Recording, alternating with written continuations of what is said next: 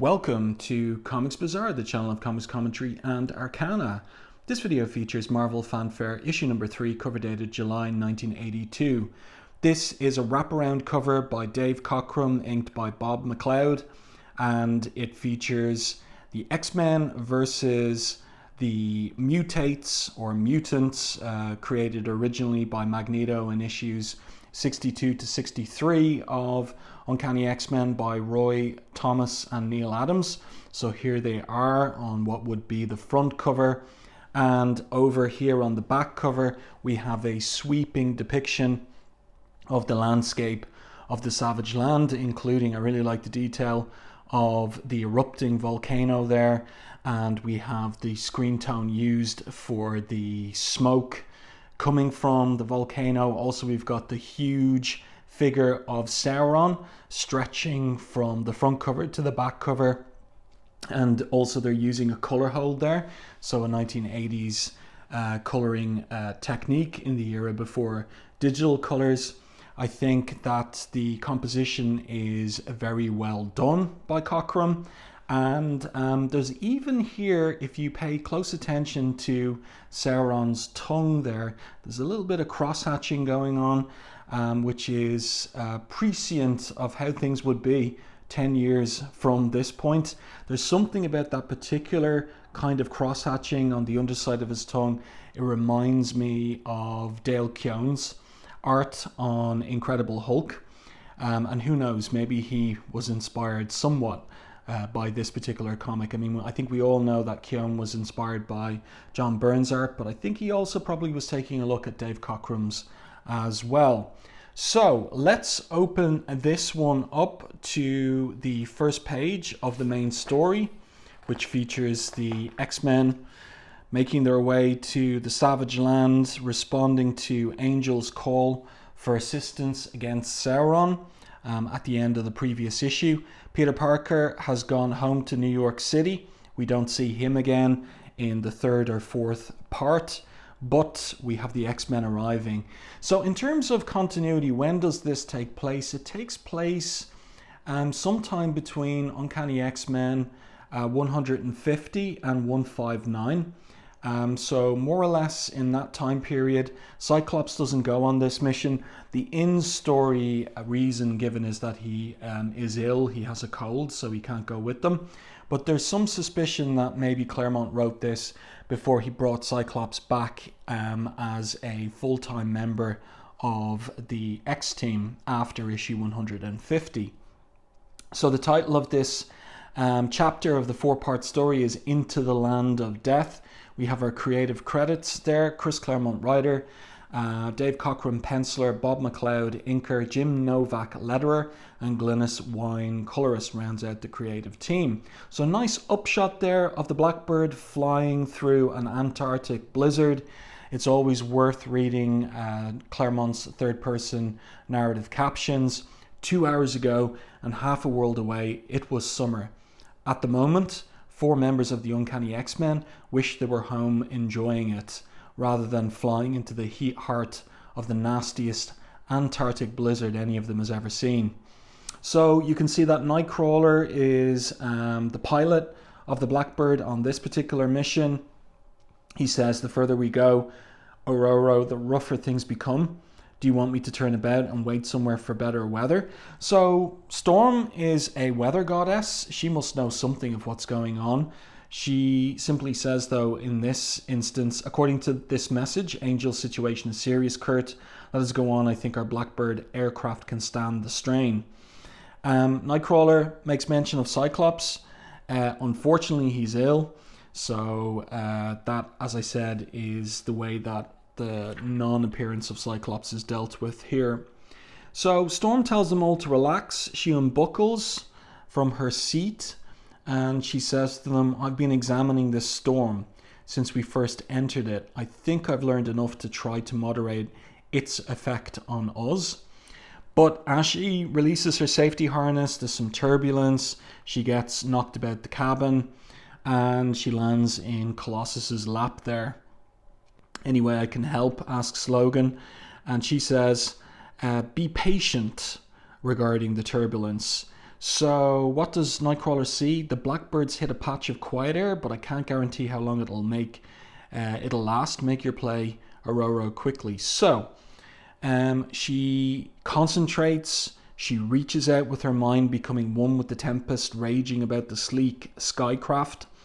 What her fellow X-Men see as wind and rain, thunder and lightning, Aurora perceives as patterns of energy. So we see Cockrum indicating that here in his visual designs, in particular this one, where again we have that 1980s device of the color hold, where we have the outline of Storm's head, hands and headdress there in cyan. And we're told in the narrative captions, gently, subtly, she molds those awesome primal forces to her will, creating a bubble of clear, calm air around the blackbird and guiding it safely to its destination. And I like, as I said, the visual design here, where she's holding the blackbird in her hands virtually there. So that's nicely done. Wolverine spots the landing pad, and Nightcrawler says, one stiff gust of wind, a sudden downdraft could splatter us all over the mountainside. So Storm is concentrating, and there is something going on. She's sweating there on her face, and she thinks, there's something unusual about this tempest. It resists me as if it had a mind and will of its own. The strain is terrible, but I shall prevail. So she lands, or rather, Nightcrawler lands the blackbird. Look at the branding on the tail of the blackbird there, X-Men. I never noted that before. So that's like Cockrum's little addition there. It's kind of funny. I like the little beacon there as well in magenta as they're landing. And who asks? Is it Nightcrawler? Probably Logan asks. Okay, troops, we're where we're supposed to be. What happens next? So let's see. So there is a lift all the way down to a base beneath the surface level.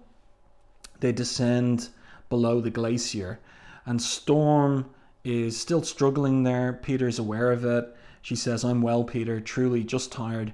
There's no need to concern yourself. My struggle with that blizzard took more out of me than I had anticipated. And she thinks to herself, my powers gave me a certain empathy with the earth. The sense of wrongness I felt during the storm has not dissipated with our descent into the ice cap. Some unnatural force is affecting the totality of the biosphere. If allowed to continue unchecked, the results could be incalculable and devastating. So there's a mystery there. What's going on in the Savage Land? Was there someone behind that blizzard in order to prevent the X-Men arriving or anyone else arriving? What's under the glacier? A military base. So Logan's impressed. By the way, I like the relative height sizes of the different X-Men here that Cockrum is showing us. So you can see Colossus the tallest, after that Warren, then Storm, and then Logan, of course, the shortest at 5'3". Always remember, Logan is only 5'3". So Warren asking about Cyclops, Storm adding or explaining he's ill, and Sprite, that's Kitty Pryde, is caring for him. And she makes the point, I still lead the X-Men. So Warren replies, sorry, old habits die hard. I guess I still automatically think of him as boss. Now, who's in charge at the military base? It's Colonel Cathcart. So Claremont always coming up with these interesting names for characters, including bit part players in his stories. Cathcart, that sounds British. And he says, welcome to Deep Ice Station Alpha. If you'll follow me to the briefing room. So Warren explains this is one of a half dozen such installations built and administered by the United Nations, scattered around the periphery of the Savage Land. In terms of natural resources, the Savage Land is blessed beyond imagining. These days, that could prove too great a temptation for some freebooting entrepreneur or country to resist. These bases were established to protect and study the land, to keep its wealth in trust for future generations and for the use of all humanity. So that all sounds incredibly benevolent on the part of the UN. Maybe they were a benevolent organization back in 1982. Some would have a different perspective on that in 2025. But let's set politics to one side and get back into the story. So I like the little map there of showing where the Savage Land is, more or less, in relation to the continent of Antarctica. That's a very detailed panel there with everybody sitting around the briefing table. And Storm says, in your message, Angel, you referred to a threat. So he's making the presentation. He says, I did indeed, potentially one of the deadliest we've ever faced. Okay, so there's always drama, always, even to the point of melodrama. You got to have it in an action superhero comic. For me, it began in my New Mexico mountaintop chalet when a working vacation with my lady Candy Southern was interrupted by the arrival of Tanya Anderson. So what we get here is a flashback and kind of account of the events of issues 1 and 2 of the story so far. But it's interesting to see Dave Cockrum's version of scenes previously drawn by Michael Golden, and he really gives us a very faithful rendering of some of the panels that Golden presented in issue number 1 in particular, but with a distinctive Dave Cockrum style. So yeah, everything is explained there by Angel, including the transmutation, devolution of himself and Spider-Man. So we get to see Cockrum's version of the mutated Spider-Man there, beefier than Golden's. And it all comes to the point of the re-emergence of Sauron, Karl-Lykos, transforming into Sauron once again. So of this 20 pages of story and art, we have fully 2 pages of recap, and that's all part of the editorial, or response to the editorial tenet of Jim Shooter when he was editor-in-chief, always maintaining that every issue of any Marvel comic could be some readers first, and so we have to have these recaps and explanations in every comic. And then we're back to the story, and there's a complication in the plot because there's an earthquake. So that's really well done there by Cockrum. You can see the cups of coffee spilling on the table, the avalanche of snow down from the mountaintop, and Colossus holding up the roof of the room, or the ceiling of the room that they're in, and endeavoring to prevent further collapse. Logan here in the dark says, this place is a mess. Come on, heroes. We got a lot of work to do and a lot of butts to save. But Claremont, always thinking about the human aspects of his characters, remembers here that Storm has a fear of enclosed spaces and being buried. Buried to be entombed alive. As I was as a child, it's almost more than I can bear. So she's in terror of the situation she finds herself in. You can see the sweat there pouring on her face. But she pulls herself together and starts thinking about what just happened. The earthquake was no more natural than the blizzard, she thinks.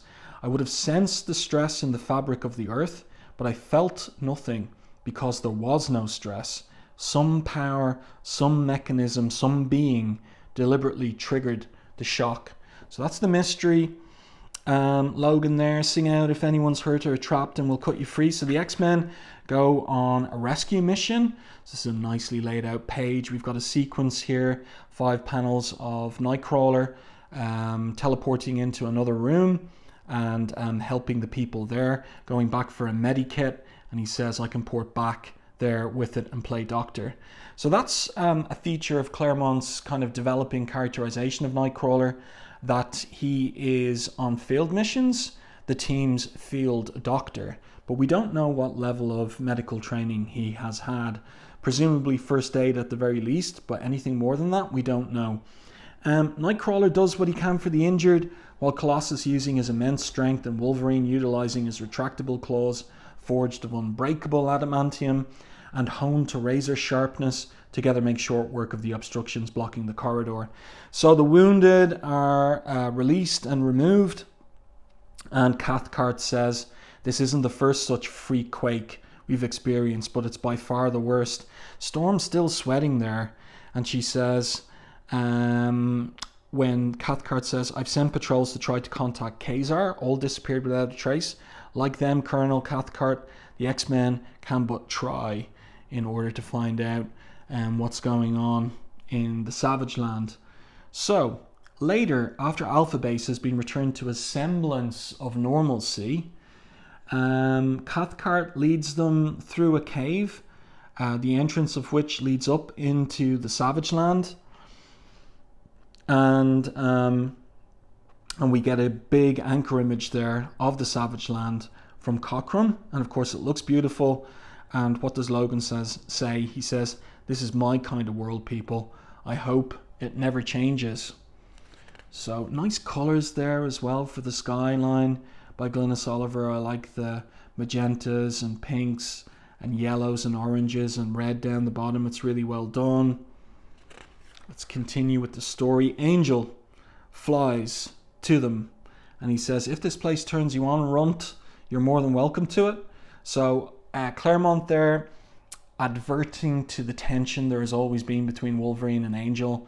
They're really kind of polar opposites. Logan is a short man who lives his life close to the earth, whereas Warren is a high-flying, tall man and who sees the world from above and who's rich to boot as well. So kind of polar opposites, and there's a class dimension as well.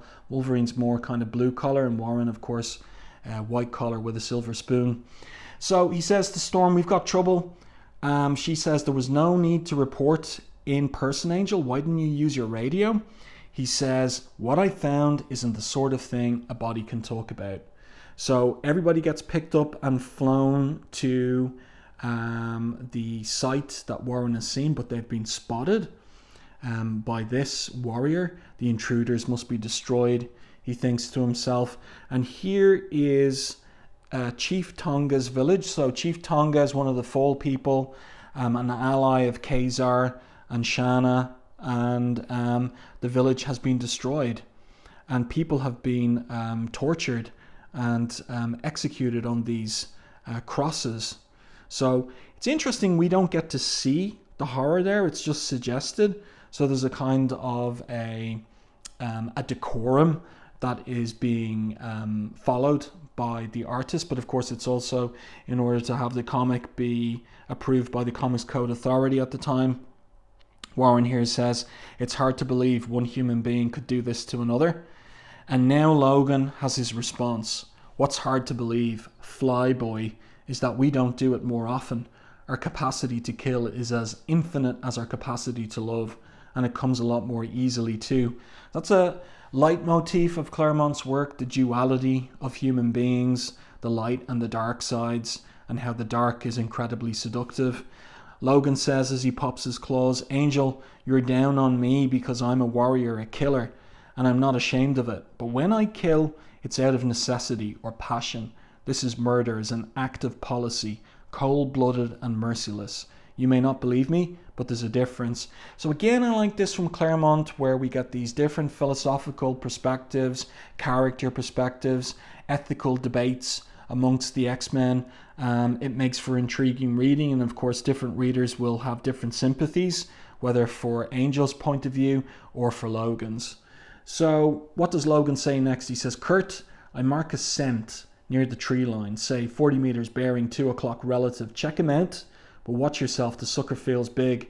So Nightcrawler teleports to the location indicated by Logan, and who's there but one of the Savage Land mutants, and this is Gaza, the blind giant. So he evades Nightcrawler there, swings a massive stick at Logan, catching him, looks like in the jaw. And then Storm arrives with her power. The giant's speed is phenomenal. Wolverine is rarely caught off guard, she thinks to herself. This gust of wind should knock him off his feet and blow him into Peter's arms. So that works out. So Peter's got him in a headlock. Logan's coming up to him with the pop claws. Warren recognizes him, and Warren says, "I said I'd return, Gaz, and I have." And the blind giant says, "I, Winged One, and I and my comrades pledged to slay you if you did." Let's turn the page here. "And we shall." So he wasn't alone. So the other Savage Land mutant, Vertigo, is there. She uses her power. We saw her use her power in the first and second issues.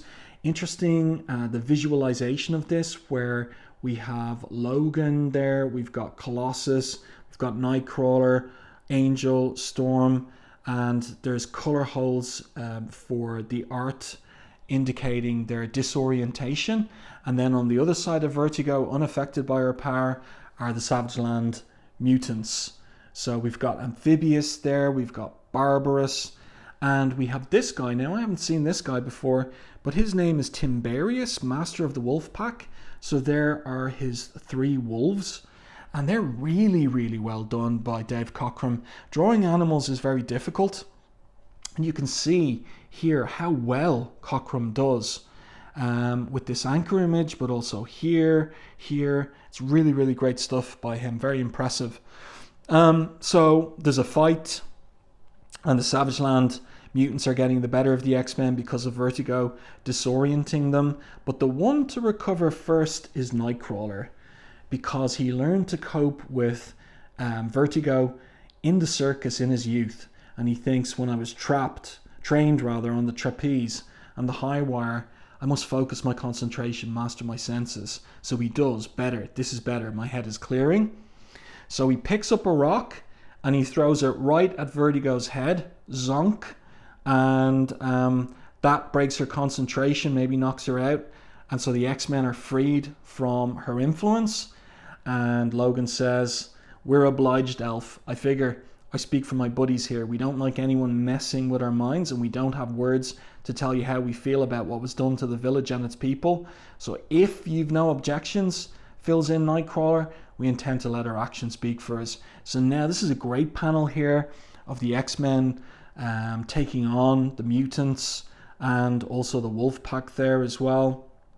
I like the way that Cockrum has designed this panel. We have got in the foreground here, we just see Nightcrawler's right hook into Amphibious's face. Then we've got kind of like in the middle ground Colossus versus Barbarous, and then in the background Wolverine versus Timberius and the wolves as well. It's really well done. And then kind of like our perspective is pulled back altogether to another location where Brainchild is watching everything on screen. And we get to see Storm there taking on Gaza and also frying one of those wolves with a bolt of lightning. We got to see Angel's wing there as well. He's in the fight too. And he's observing my fellow mutants are being defeated. Now somebody says off panel, "Of course, Brainchild. Did you expect any other result? Be patient, fear not. I will yet be triumphant." Now pay attention to the panel and see this shadow cast here on the side of the computer, of the telescreen. Look at it there, screen tone. Look at the profile outlined. It's Sauron. But if you weren't viewing, or if you weren't scrutinizing the panel carefully enough, you'd miss it. So let's continue with the story. What happens here is that the X-Men take Amphibious prisoner, and then he spills his guts about what's been happening recently in the Savage Land.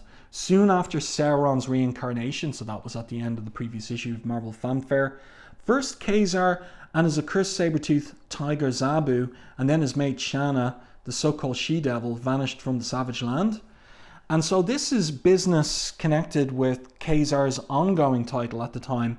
And so we get a note here from Al Milgrom to explore Pangea in the pages of his own mag.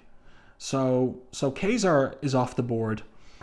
And then what about Zaladane? Their disappearance combined with the death of Tonga, Kazar's friend and chief of the Fall People, removed the only major obstacles to our conquest of the land. So Tonga, he was alive in the last issue of Marvel Fanfare, but he died in Kazar number 5. We mutants provided the power to smash any foe. Zaladane, the army to hold what we had won. So Zaladane hasn't been seen since Uncanny X-Men 114 to 116, but she's at the head of an army there, and the mutants and her combined, and Sauron's leadership, they take over the Savage Land pretty much. Under his direction, we built an impregnable citadel in the center of one of the great central lakes. If you want Sauron, seek him there. We will even show you the way. So this citadel, we see this again in Uncanny X-Men 274 in Jim Lee's rendering of it. Interestingly, almost 10 years in the future, almost 10 years. So Logan there is suspicious. You're being awfully cooperative, bub. And Amphibious replies, many have tried to storm our fortress. You will merely be the latest to fail in the attempt. Pretty cocky, ain't you? Logan shoots back and he pops his claws. You were doomed, X-Men, the moment you set foot in Sauron's domain. Wanna bet? Asks Logan. And Storm here is thinking to herself, the further we go, the more serious this becomes and the greater the odds against us. Yet we must proceed. So, their captives in tow, the X-Men set off through the jungle. And Colossus thinks Wolverine prefers the Savage Land to civilization.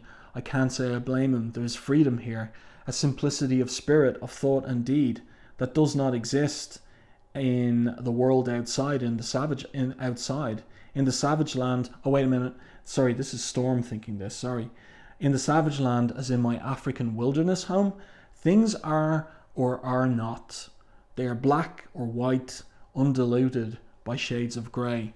So it's survive or don't survive, really, is what it all comes down to. Great shot here as they come towards the lake. Colossus asks, we seem to have been walking forever. Are we there yet?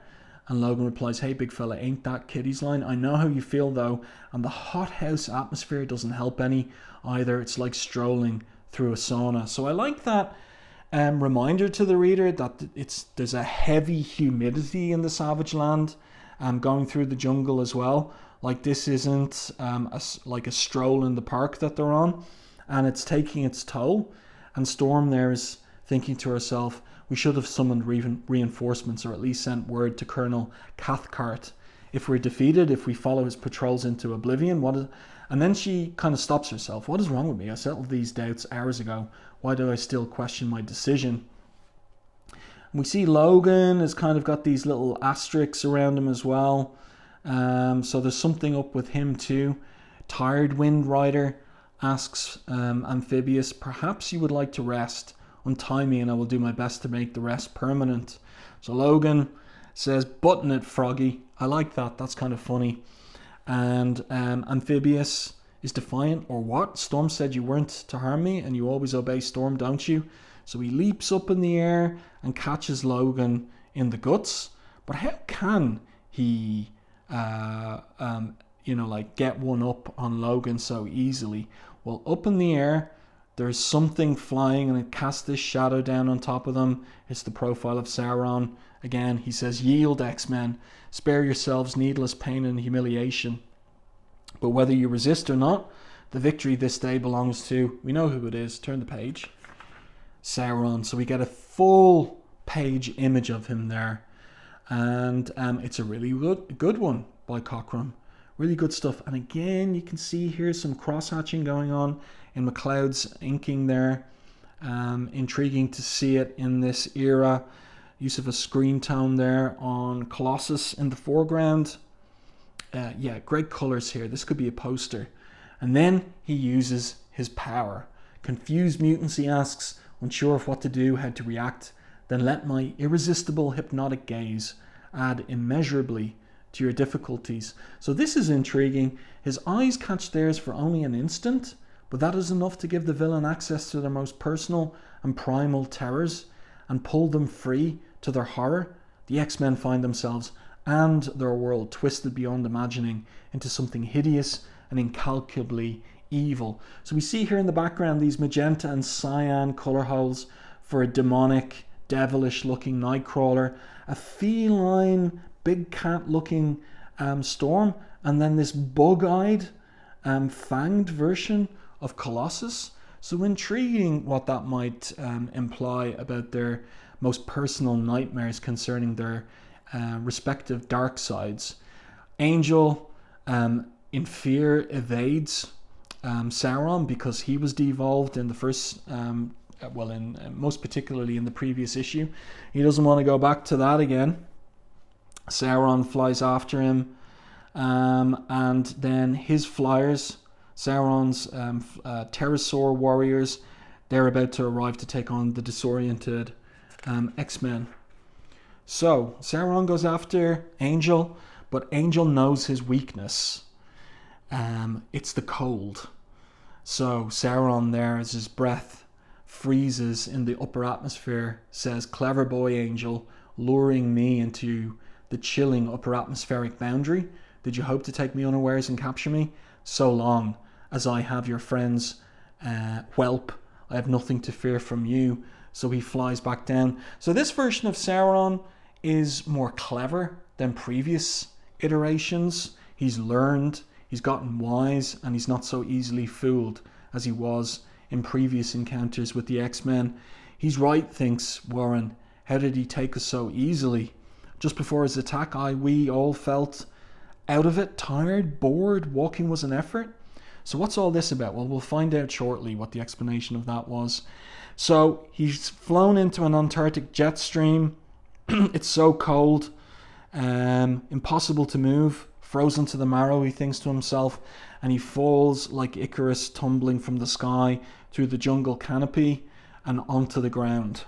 So he looks okay. We're sure he'll be all right.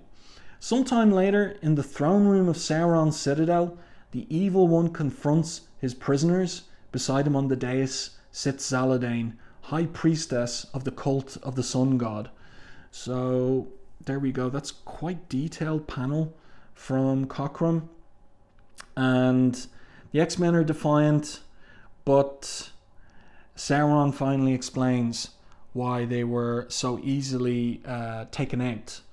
This citadel, you see, is surrounded by an energy field that saps the will of all who approach. My forces are shielded from its effects. You are not. The closer you came, the weaker it made you. So Storm thinks that explains my confusion, my lack of concentration. I thought things had been going too smoothly. And she berates herself. Why didn't I realize the danger sooner?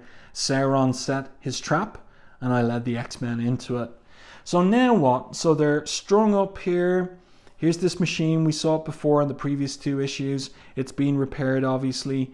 Brainchild is at the controls.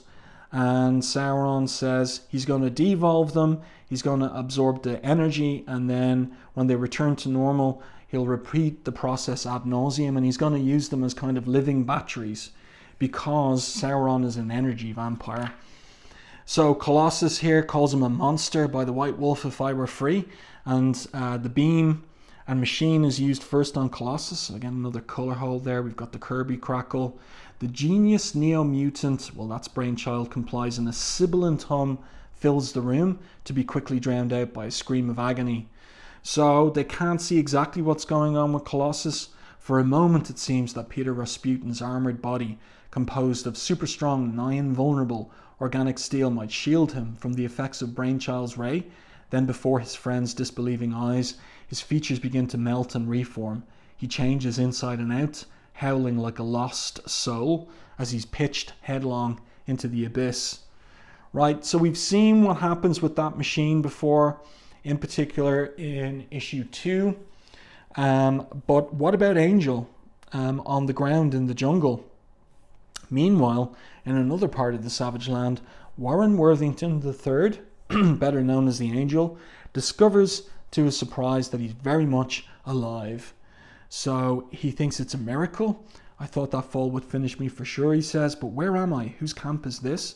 So we can see that there's a lean-to there. There is a vessel of water, a pouch maybe with food in it.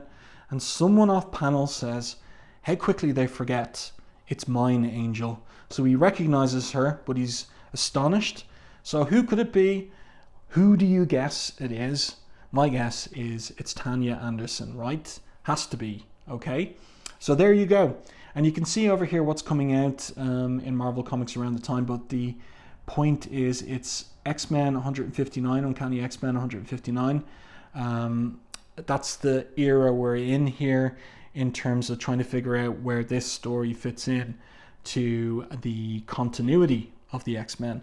Well, there you go. I do hope that you enjoyed this review and commentary on Marvel Fanfare issue number 3. It's the penultimate chapter of this 4-part storyline set in the Savage Land.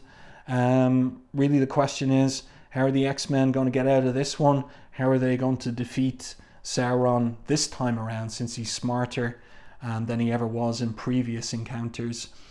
Let me know your thoughts on this one in the comments section. If you enjoyed my review and commentary, please like and share the video. It really does help the channel. And if you haven't done so already, subscribe to the channel and stay tuned for more content like this.